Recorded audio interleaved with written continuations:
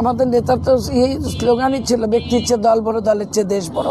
ঠিক তেমনি আমাদের বর্তমান যিনি আমাদের চেয়ারম্যান জনাব তারেক রহমান, তিনিও সেই সবার আগে বাংলাদেশ এই গুরুত্বটা উনি দিয়েছেন।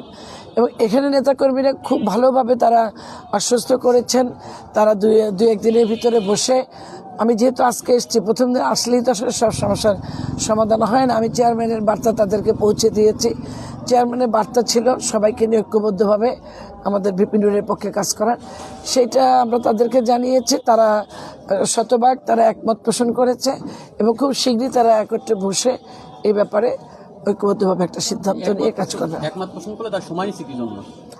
আর বস্তুতে আমি তো মাত্র আজকে আসলাম, আজকে এসে কি কালকে কাজ শুরু করা যায়? সবাইকে তো এই মেসেজটা দিতেও হবে, তাই না? মেসেজটা দিতে হবে না যে আমরা সবাই ঐক্যবদ্ধভাবে কাজ করব।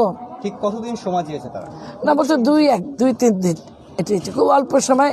এবং ওনারা দুজনেও ছিলেন, ওনারাও তাই বলেছেন, 2-3 দিনের সময় চেয়েছেন। এর ভিতরে ওনারা নিজেরা বসে একটা সিদ্ধান্তে আসবেন।